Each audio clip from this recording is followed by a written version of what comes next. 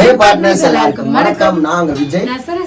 ஒரு 2 வீக்ஸ்க்கு முன்னாடி தானே ஒரு ஃபேமிலி பிக் போட்டு Q&A பண்ணலாம், क्वेश्चंस எல்லாம் கேளுங்க, ஆன்சர் பண்ண நாங்க ரெடி, क्वेश्चन கேட்க நீங்க ரெடியான்ற மாதிரி போட்டுருந்தோம். நிறைய क्वेश्चंस வந்துருந்துச்சு. அதுல காமனான most asked question, familiar questions எல்லாம் உங்களோட ஆன்சர் பண்றதுக்கான இன்னைக்கு வீடியோ. அதுல முக்கியமான क्वेश्चंस என்னெல்லாம் பாத்தீங்கன்னா, பிரசித்தி எப்படி மாடலிங் ஷூட் போறா, எப்படி உங்களுக்கு யூடியூப்ல என்ன மாதிரி இன்கம் வருது, உங்க ஃபேமிலி எப்படி ரன் பண்றீங்க, அதுக்கப்புறம் உங்க ட்ரிப்ஸ் எப்படி பிளான் பண்றீங்க, உங்க வீட்டோட budget with interior without interior சொல்லுங்க. பிரசித்தியா டைம் ஸ்கூல் ஆட் பிரசித்தியா வந்து ஸ்கூலு, மாடலிங் ஷூட், டான்ஸ் இதெல்லாம் எப்படி மேனேஜ் பண்றா, எப்படி படிப்புல நல்லா இருக்கா, இதுக்கு என்ன அவளை ட்ரெயின் பண்றீங்க. பிளஸ் வந்து நிறைய இன்ட்ரெஸ்டிங்கான क्वेश्चंस எல்லாம் இருக்கு. ஃபேமிலி டீடைல்ஸ் கேட்டிருந்தீங்க, ரோமா பத்தி கேட்டிருந்தீங்க. ரொம்பவே ஆர்வமா ஆமா, அந்த क्वेश्चंस எல்லாம் எடுத்து உங்களோட இன்னைக்கு ஆன்சர் பண்ண போறோம். ரொம்ப இன்ட்ரெஸ்டிங்கான வீடியோ இருக்க போகுது. வாங்க வீடியோக்குள்ள போலாம்.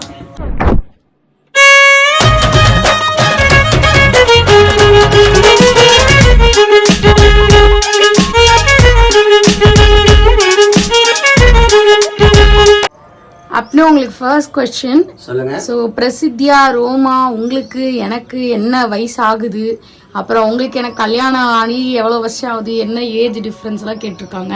ஓகே, இது வந்து நிறைய பேர் கேட்டிருந்தீங்க. பிரசித்தியாக்கு வந்து 9 இயர்ஸ் ஆச்சு. இந்த நவம்பர் வந்தா 10th இயர் கம்ப்ளீட் பண்ண போறா. ரோமாக்கு 3 இயர்ஸ் ஆச்சு. இந்த மே வந்துச்சுன்னா மே 3rd அவரோட பர்த்டே, 4 இயர்ஸ் கம்ப்ளீட் பண்ண போறா. எனக்கு 36 இயர்ஸ் ஆச்சு. நான் 89 பானு. சரஸுக்கு 96 பானு. அவளுக்கு 28 இயர்ஸ் ஆயிடுச்சு. எனக்கும் சரஸுக்கும் கல்யாணம் ஆகி 10 வருஷம் ஆச்சு. எனக்கும் சரஸுக்கும் ஏஜ் டிஃப்ரென்ஸ் பார்த்தீங்கன்னா 7 வருஷம்.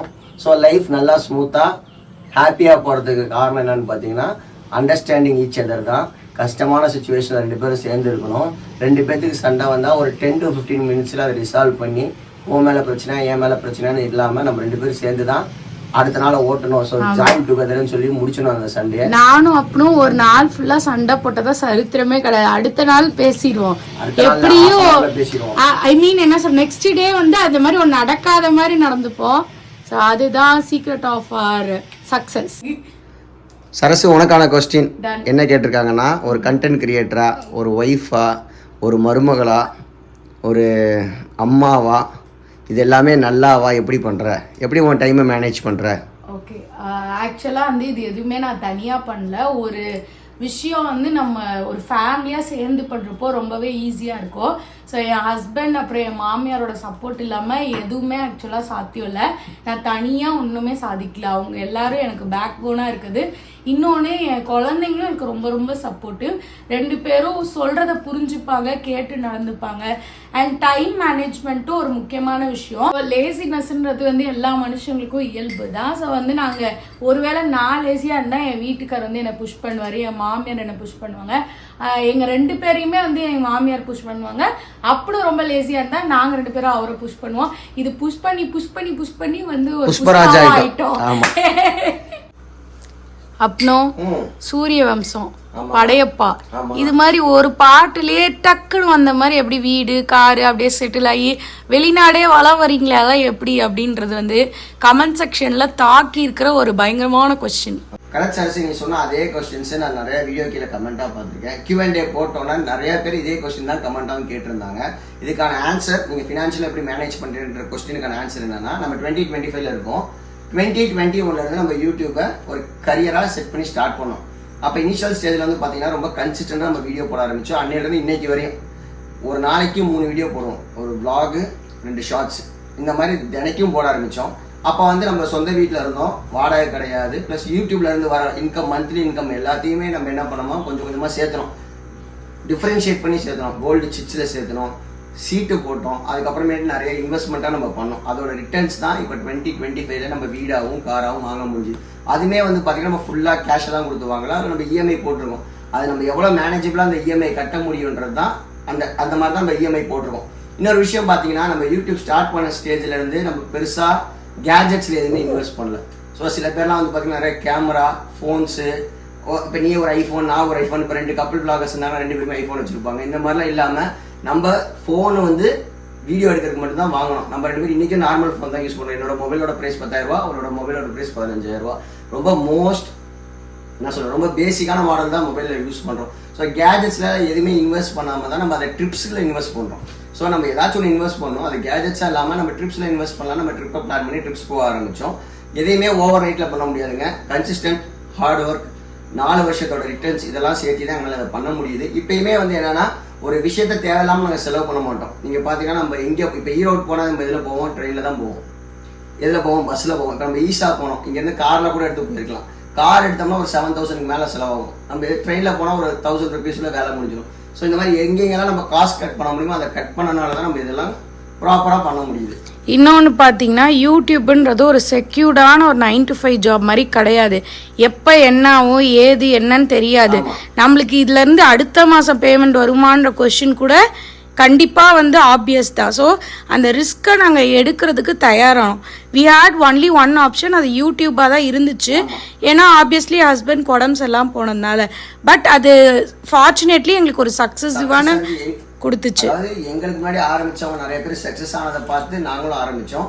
அந்த சக்ஸஸ் வரணும் எங்களுக்கும் ஒர்க் அவுட் ஆச்சு. அதனால இதெல்லாம் பண்ண முடியும். ஆக்சுவலாக எல்லாருமே ட்ரை பண்ணுறாங்க, எல்லாராலையும் ஒர்க் அவுட் பண்ணவும் முடியுமான்னு தெரியாது. இப்போ எங்களுக்கும் வந்து பெரிய பெரிய யூடியூபர்ஸ் எல்லாம் ஆகணும்னு ஆசை தான். பட் எங்களோட ஸ்டேஜ் இவ்வளோ தான் எங்களால் அச்சீவ் பண்ண முடிஞ்சுது. ஸோ இதுதான் நீங்கள் கேட்ட கேள்விக்கான ஆன்சர்.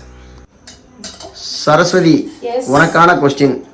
பிரசித்தியா எப்படி ஸ்டடீஸையும் மேனேஜ் பண்ணிட்டு டான்ஸு, மாடலிங், ஷூட்டு, ஆக்டிங்னு இந்த கரியரையும் மேனேஜ் பண்ணுறா? அவளுக்கான ஆப்பர்ச்சுனிட்டிலாம் எப்படி கிடைக்குது அப்படின்றதான் கொஸ்டின். ஓகே, ஸோ வந்து நானும் சரி அப்பனும் சரி சின்ன வயசுலேருந்து எல்லாத்துக்கும் இருக்க கனவு மாதிரி எங்களுக்குன்னு சில கனவுகள் இருந்தது.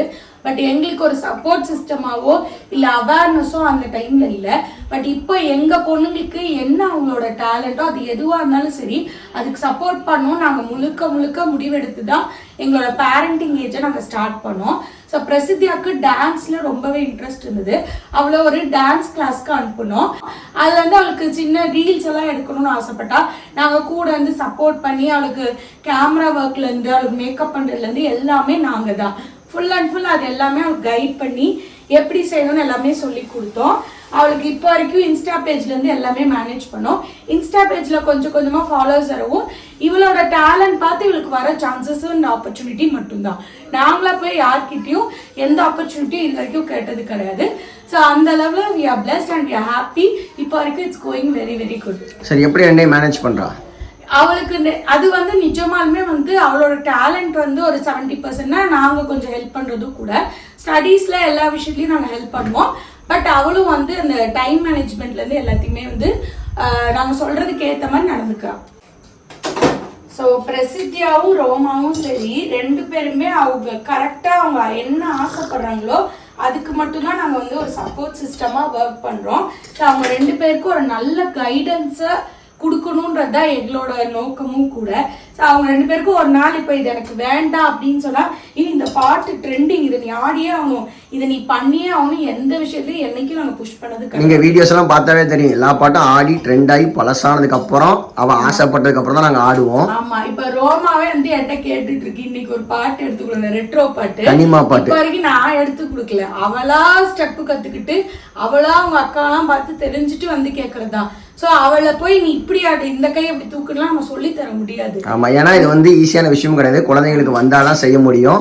கேமரா முன்னாடி நடி பண்ணு போனால் அந்த குழந்தைங்களால பண்ண முடியாது. நாங்கள் குழந்தைங்கள ஃபோர்ஸ் பண்ணுறது கிடையாது. ஆமாம், அதுதான் கரெக்டான இருக்கு. அதே மாதிரி அவள் எஜுகேஷன்லையும் ப்ராப்பராக மேனேஜ் பண்ணி நல்ல மார்க்ஸ் எடுக்கிறதுனால தான் இது நாங்கள் வந்து சப்போர்ட் பண்றோம். சப்போஸ் மார்க் கம்மியாயிருச்சு, அவ எஜுகேஷன்ல ஃபோக்கஸ் இல்லைன்னா இதை நாங்க கட் பண்ணிடுவோம். ஆஸ் அ பேரண்டா நாங்களும் அதை தான் பண்ணுவோம். அது ரெண்டுத்தையும் அவ மேனேஜ் பண்ற வரைக்கும் தான் அவளுக்கு இது இல்லைன்னா அவளுக்கு கிடையாது. அதான், ஏன்னா அதை கரெக்டா கைட் பண்றதா நம்ம வேலை. ஆமா. அடுத்த கொஸ்டின் என்னன்னா, ஹோம் டூர் எப்போ போடுவீங்க? வீடு budget with interior without interior எவ்வளோன்னு சொல்லுங்க. ஹோம் டூர் எப்போ வீடியோ போடுவேன் நீ சொல்லு. நீங்களே சொல்லுங்க. பட்ஜெட் சொல்லு.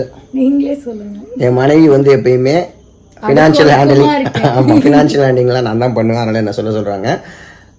வீட்டோட பட்ஜெட் பார்த்தீங்கன்னா வித்தவுட் இன்டீரியர் 50 lakhs.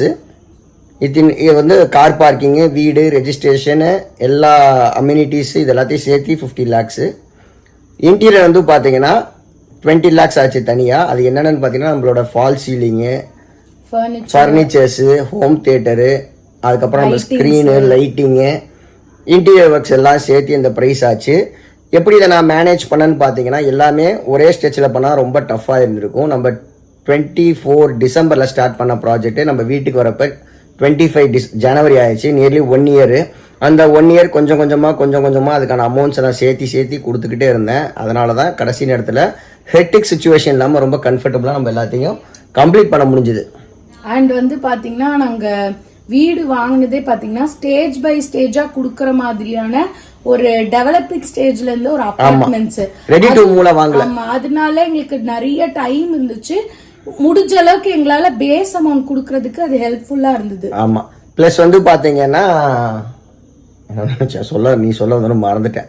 இன்டீரியர்ஸ்க்கு நிறைய இம்பார்ட்டன்ஸ் கொடுத்துருக்கோம். எதனால அப்படின்னு பாத்தீங்கன்னா எங்களோட ஒர்க் வந்து நாங்க வீட்டுல தான் பண்றோம். ஸோ கேமரா ஒர்க், வீடியோ எடுக்கிறப்ப லைட்டிங்ஸ் எல்லாம் நிறைய தேவைப்படுது. ஒவ்வொரு இடமும் வந்து கொஞ்சம் அழகா இருந்தாதான் பேக்ரவுண்ட் அழகா இருக்கும்.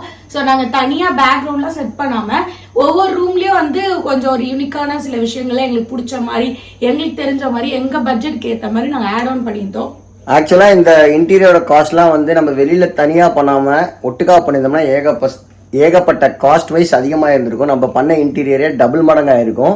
எப்பயுமே நாங்கள் ஆல்ரெடி சொன்ன மாதிரி ஒரு வேலை பண்ணணும்னா அதில் நிறையா ஸ்டடி பண்ணுவோம். நாங்கள் சென்னை, கோயம்புத்தூர், திருச்சி, அதுக்கப்புறமேட்டு ஈரோடுன்னு எல்லா பக்கமும் அலைஞ்சு இந்த பெஸ்ட் மார்க்கெட்டில் யார் நம்மளுக்கு கம்மியாக பண்ணி கொடுப்பாங்க அப்படின்ற ஆளுங்களை சூஸ் பண்ணி பண்ணதுனால தான் இந்த பட்ஜெட்டில் நம்மளால் பண்ண முடிஞ்சுது. இல்லாட்டா நம்ம கார்பரேட் சைட்லாம் போயிருந்தோம்னா ஏகப்பட்ட பட்ஜெட் கொடுத்தாங்க. அதெல்லாம் நம்ம பண்ணியிருந்தோம்னா சான்ஸே இல்லை, இந்த அளவுக்கு அழகா பண்ணிருக்க முடியாது. இல்ல சார், இதுலயும் நாங்க ஒரு ரிஸ்க் எடுத்தோம். ஒரு கார்பரேட் அப்படின்றப்ப அவங்களுக்கு வந்து ஹிஸ்டரி இருக்கும். நாங்க இந்த வீடு பண்ணோம், இப்படி பண்ணோம், அப்படி பண்ணோம்னு அவங்க காட்டுவாங்க. நம்மளுக்கு ஒரு நம்பிக்கை இருக்கும். சரியா பண்ணலன்னா ஏதாவது காம்பன்சேஷன் அந்த மாதிரி இருக்கும். பட் நாங்க வந்து நம்பினதெல்லாம் ஒரு எங்க ஊர்ல எங்களுக்கு தெரிஞ்ச, நாங்க விசாரிச்ச ஒரு டேலண்டான பர்சன் தான் நாங்க தேடினோம். அப்படி நாங்க தேடிதான் ஃபால் சீலிங் ஒரு ஆளை ஃபால் சீலிங் அசார் பண்ணி கொடுத்தாங்க. திருச்சி ஃபால் சீலிங் அவங்க பேரு. இன்டீரியருக்கு வந்து சலீம் பிரதர் பண்ணி கொடுத்தாரு. ஹைலுக் இன்டீரியர். ஹோம் தியேட்டர் வந்து projector.com பண்ணாங்க. இவங்க 3 பேருமே திருச்சி பேஸ்டுக்காரங்க. பக்காவா பண்ணி கொடுத்தாங்க. நாங்க அவங்க எந்த ப்ராஜெக்ட்ஸையும் போயெல்லாம் பார்க்கல. அவங்களோட கான்வர்சேஷன், அவங்களோட ட்ரஸ்ட் ஃபேக்டர் வச்சு தான் நம்ம பண்ணோம். அண்ட் வந்து பாத்தீங்கன்னா அவங்க மோஸ்ட் நல்ல டேலண்டட் பர்சனா இங்க வந்து ஹிடனா இருக்காங்க. ஸோ நம்ம சென்னை போனாதான் சூப்பர் இன்டீரியர் கிடைக்கும்ன்றது கிடையவே கிடையாது.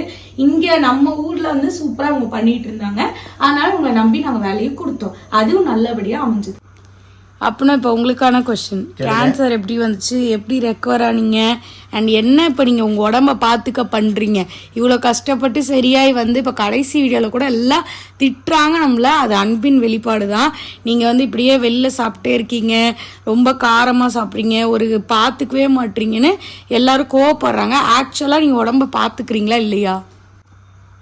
கேன்சர் வந்து சடனாக தாங்க டயக்னைஸ் பண்ணோம். அந்த டைமில் வந்து ரொம்ப கஷ்டப்பட்டேன். ஃபிசிக்கலாக, மென்டலாக, மெடிக்கல் ட்ரீட்மெண்ட்ஸ் வந்து அவ்வளோ கஷ்டமாக இருக்கும். அதை நான் ரெக்கவர் பண்ணுறதுக்கான பெரிய ரீசன் வந்து பார்த்திங்கன்னா ஹாஸ்பிட்டல், அவங்களோட மெடிக்கல் சப்போர்ட்னால உடம்பை ரெக்கவர் பண்ணிட்டாங்க. நம்ம மென்டலி ஸ்ட்ராங்காக இருக்கிறதுக்கு காரணம் எங்கள் ஃபேமிலி மெம்பர்ஸு, என் ஒய்ஃபு, எங்கள் அம்மா, என் பிள்ளைங்க எல்லாமே ரொம்ப சப்போர்ட்டிவாக இருந்தாங்க. அதோட சேர்த்து வந்து பார்த்தீங்கன்னா உங்களோட கமெண்ட்ஸு, நீங்கள் கொடுத்த பாசிட்டிவிட்டி, அந்த வீடியோ கீழே வந்து ஸ்ட்ராங்காக இருங்க, நாங்கள் ப்ரே பண்ணிக்கிறோம், துவா பண்ணிக்கிறோம், சர்ச்சுக்கு போனோம் அப்படின்னு சொல்லிட்டு நிறையா பேர் வந்து அந்த பாசிட்டிவ் கமெண்ட்ஸும் அந்த டைமில் நான் ஸ்ட்ராங்கராக மென்டலியாக ப்ரிப்பேர்டாக வச்சுருந்துச்சு. இன்னொரு விஷயம் பார்த்தீங்கன்னா, நான் நிறையா ஹோட்டல்ஸ்லாம் சாப்பிட்டுட்டு இருந்தேன். கேன்சர் ரெக்கவர் ஆகியும் சாப்பிட்டுட்டு தான் இருந்தேன். இப்போ லாஸ்ட் ஒரு 6 மந்த்ஸாக கம்ப்ளீட்டாக நான் நான்வெஜ் அவாய்ட் பண்ணிட்டேன். ஹோட்டல்ஸ் போனாலும் வீட்டில் இருக்கவங்க தான் சாப்பிடுவாங்க. நான் சாப்பிட்றத மோஸ்ட்லி கட் பண்ணிட்டேன். லைட் ஃபுட் தான் எடுத்துக்குவேன். அங்கே போனாங்கன்னா அவங்க வேறு எதாவது சாப்பிட்டா கூட நான் இட்லி சாப்பிடுவேன். லைட்டாக தான் ஃபுட் எடுத்துக்குவேன், அவுட் சைட் ஃபுட்டு. ரொம்ப அதிகமாகலாம் நான் வெளில சாப்பிட்றதே கிடையாது. நான் மந்திராலயம் போகிறப்ப கொய்யாப்பழம் தான் சாப்பிட்டேன். அதுக்கே திடீர்னு வயிறு வலி வந்துருச்சு. அதோட ரீசன் என்னன்னு பார்த்தீங்கன்னா, குடல் அப்பப்போ பிறலுமா, அது ஆட்டோமேட்டிக்காக திரும்பி படுக்கிறப்ப சரியாயிருமா, வேறு எந்த இஷ்யூ இல்லைன்னு சொல்லிட்டாங்க. உங்களோட கன்சர்ன் எனக்கு புரியுதுங்க. உடம்ப நான் நல்லா பார்த்துக்கிறேன். மோரோவர் அதிகமாக ட்ராவல் பண்ணுறேன்னு போடுறீங்க. நம்ம வந்து என்னன்னா, நம்ம வேலை முக்கியம். ஸோ வேலைக்காக தான் நம்ம ட்ராவல் பண்ணுறோம். அந்த ட்ராவலை நம்மளால் அவாய்ட் பண்ண முடியாது. இனிமேல் குறைச்சிக்கிறேன். ப்ளஸ் வந்து கேன்சருக்கு எதெல்லாம் சாப்பிட்டா மறுபடியும் வளராதுன்னு சில விஷயம் இருக்குது பார்த்தீங்களா. பப்பாயா சாப்பிட்றேன், பப்பாயா இலையில தண்ணி குடிப்பேன். அதுக்கப்புறம் எங்கள் அம்மா இப்போ ஏதோ கசாயம் கொடுக்குறாங்க, அது குடிக்கிறேன். முள் சீத்தாப்பழம் சாப்பிட்றேன். இந்த மாதிரி விஷயங்களும் நான் சாப்பிட்டுட்டு இருக்கேன். உடம்பை நல்லா பார்த்துக்கிறேன். Thanks for your concern. இப்படி தான் என் உடம்பை பார்த்துக்கிறேன். அவ்வளோதான். சரசு, சொல்லுங்க. உனக்கான கொஸ்டின், உன் ஃபேமிலி பற்றிய கொஸ்டின், அதுக்கு நீயே ஆன்சர் பண்ணிடு. ஸோ என் ஃபேமிலிலாம் வந்து நான் கல்யாணத்துக்கு முன்னாடி இருந்ததெல்லாம் நான் வந்து அப்படியே அவாய்ட் பண்ணிட்டேன். இப்போ என் ஃபேமிலி வந்து என் வீட்டுக்காரு, என் 2 பிள்ளைங்க, என் மாமியார் தான். இதனால் என் மேலே எல்லோரும் கோவப்பட்டாலும் சரி, என்ன நினச்சிக்கிட்டாலும் சரி, என் பாஸ்டில் அதை பற்றி நிறைய விஷயங்கள் நான் பேசிட்டேன். இப்போ நான் கம்ப்ளீட்டாக அதை அவாய்ட் பண்ணி என்னோட ஃபேமிலியோட நான் சந்தோஷமா இருக்கேன். ஆப்வியஸ்லி இந்த கேள்விக்கு வந்து ஏகப்பட்டதடி நான் பதில் சொல்லிட்டேன். இந்த வாட்டி அதுக்கு நான் பதில் சொல்லவும் விரும்பல. இனிமே என் லைஃப் இப்படியே இந்த மாதிரியே சந்தோஷமா போனா போதும். ஸோ கஷ்ட காலத்தெல்லாம் மீறி நாங்கள் வந்து ஒரு நல்ல லைஃப் லீட் பண்ணுறோம். நிஜமாலுமே எங்கள் ஆரம்பத்துலேருந்து எங்களோட கஷ்டங்கள்லாம் பார்த்த ஃபாலோவர்ஸ்க்கு என்ன ரீசன், என்ன நடந்துச்சு எல்லாமே தெரியும். ஸோ திரும்பி அதை பற்றி நான் பேச விரும்பல. நெக்ஸ்ட் கொஸ்டின் போயிடலாம். அப்புறம் ஃபைனல் மோஸ்ட் கொஸ்டின். ஓகே, பிரசித்தியா என்ன சினிமாவில் நடிக்க போகிறாளா, ஸ்டார் ஆக போகிறாளா, எதுக்கு இவ்வளோ எஃபர்ட், என்ன, ஏன் சொல்லுங்க. இதுக்கான கரெக்டான ஆன்சர் என்னன்னு பார்த்தீங்கன்னா, குழந்தைங்களுக்கு சின்ன வயசில் ஒவ்வொரு ட்ரீம் இருக்கும். என்னெல்லாம் சின்ன வயசில் நீ என்னவான்னு கேட்டானா என்ன ஆவான்னு நான் சொன்னதில்லை. இன்றைக்கி இருக்க குழந்தைங்களை கேட்டால் சில பேர் ஐஏஎஸ்ன்றாங்க, சில பேர் வந்து ஆர்மியில் சேரணுன்னுவாங்க, சில பேர் சிஎம் ஆகணுன்னுவாங்க, பிஎம் ஆகணுன்னுவாங்க, நிறைய விஷயங்கள் டாக்டர், மேக்ஸிமம் நான் படிக்கிறப்ப டாக்டர்னு சொல்லுவாங்க. இப்போ பிரசித்தியாவுக்கு டான்ஸ் பிடிக்குது, அதில் அவள் ஃபோக்கஸ் பண்ணுறா, அதுக்கான நம்ம சப்போர்ட் பண்ணுறோம். 18 இயர்ஸ் ஆனதுக்கப்புறம் தான் அவங்களுக்கு ஒரு மெச்சூரிட்டி வரணும். அவள் ஸ்டார் ஆகணும்னு நினச்சானா அவளுக்கு அந்த ஆப்பர்ச்சுனிட்டி கிடச்சி காடோட பிளெஸ்ஸிங் இருந்துச்சுன்னா அவள் ஸ்டார் ஆகட்டும். இல்லைப்பா அவள் சமயத்தில் சொல்லுவா நான் பைலட் ஆக போகிறேன்ப்பா, நான் டாக்டர் ஆக போகிறேன்ப்பான்னுவா. என்னோட ஆசை அவர் ஒரு ஆன்காலஜிஸ்ட் ஆகணும்னு நான் சொல்லியிருக்கேன். அது என்னோட ஆசை. ஏன்னா நம்ம கேன்சரில் இருந்தோம், அது சம்மந்தமான ட்ரீட்மெண்ட்ஸ் நிறைய பேருக்கு கம்மியான செலவில் பண்ணணும். ஏன்னா நிறைய பேர் ஸ்ட்ரகிள் பண்ணி நான் கேள்விப்பட்டிருக்கேன், பார்த்துருக்கேன், நிறைய பேர் ஃபோனில் பேசியிருக்காங்க. அது எவ்வளோ கம்மியாக தர முடியும், எவ்வளோ சர்வீஸாக பண்ண முடியுமோ அதை நீ பண்ணு, அதை படின்னு சொல்லியிருக்கேன். அவளுக்கு பைலட் ஆகணும்னு ஆசை. ஸோ பெருசாக அவள் ஸ்டார் ஆகணும்னு விரும்பினானா அது அவளோட விருப்பம் தான். அதுதான் இதோட ஆன்சர். ஸோ கண்டிப்பாக இந்த வீடியோ உங்களுக்கு பிடிச்சிருக்கணும். நிறைய கொஸ்டின் என்னால் ஆன்சர் பண்ண முடியல, அது இன்னொரு வீடியோவில் நாங்கள் சொல்கிறோம். இன்னும் நிறைய இன்ட்ரெஸ்டிங்கான கண்டென்ட்ஸ் நம்ம சேனலில் வரப்போகுது. அதுக்கு நீங்கள் என்ன பண்ணணும், சப்ஸ்கிரைப் பண்ணி லைக் பண்ணி ஷேர் பண்ணணும். அண்ட் இன்னொன்று வந்து உங்களுக்கு ஏதாவது கொஸ்டின் விட்டு போயிருக்கா, இல்லை வேற ஏதாவது கொஸ்டினுக்கு ஆன்சர் பண்ணணும்னு நினைக்கிறீங்களான்றதை இந்த கமெண்ட் செக்ஷனில் சொல்லுங்கள். Take care, bye bye, love you all. Partners, it's me Vijay, Saraswathi Vijay. Good night.